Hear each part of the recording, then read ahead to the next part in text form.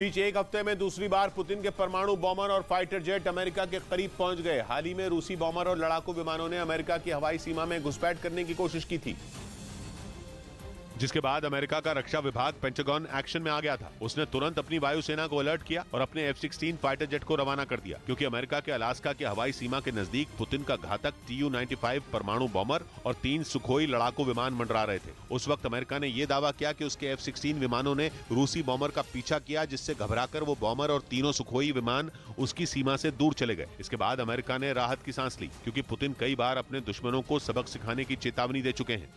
और अमेरिका ये बात अच्छी तरह जानता है कि पुतिन की इस लिस्ट में सबसे ऊपर वही है, क्योंकि यूक्रेन जंग की शुरुआत से ही अमेरिका ज़ेलेंस्की की फौज की मदद कर रहा है और पिछले एक साल में वो यूक्रेन को एक से बढ़कर एक मिसाइलें, बम और रॉकेट दे चुका है। इसी वजह से अमेरिका पर पुतिन सबसे ज्यादा भड़के हुए हैं। ऐसे में रूसी लड़ाकू विमानों का और खासकर परमाणु बॉम्बर का उसकी सीमा के नजदीक आना कभी भी खतरनाक साबित हो सकता है। लेकिन अमेरिका अभी पिछली घटना से संभला ही था कि पुतिन ने एक बार फिर उसी परमाणु बॉम्बर Tu-95 और सुखोई 35 लड़ाकू विमानों को अलास्का के नजदीक भेज दिया। हालांकि इस बार अमेरिकी फाइटर जेट ने उनका पीछा नहीं किया, क्योंकि कहा जा रहा है कि रूसी विमान अंतर्राष्ट्रीय हवाई सीमा में उड़ान भर रहे थे। ऐसे में अमेरिका की तरफ से कोई भी जल्दबाजी दोनों देशों के बीच जारी तनातनी को और भड़का सकती थी।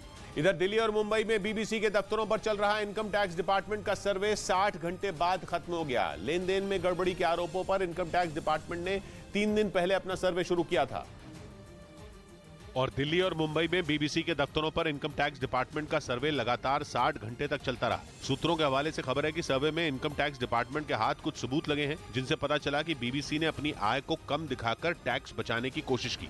उधर पीएम मोदी पर बनी बीबीसी की डॉक्यूमेंट्री पर ब्रिटेन में ही सवाल खड़े हो गए। वहां के सांसद बॉब ब्लैकमैन ने ही बीबीसी की डॉक्यूमेंट्री को प्रोपेगेंडा वीडियो बता दिया और उन्होंने बीबीसी की डॉक्यूमेंट्री पर सवाल उठाते हुए कहा कि उसमें सुप्रीम कोर्ट की जांच के तथ्यों पर ध्यान ही नहीं दिया गया, जिसने 2002 गुजरात दंगों के मामले में पीएम मोदी के खिलाफ दावों की खुद जांच की थी और उन्हें कोई सबूत नहीं मिला था।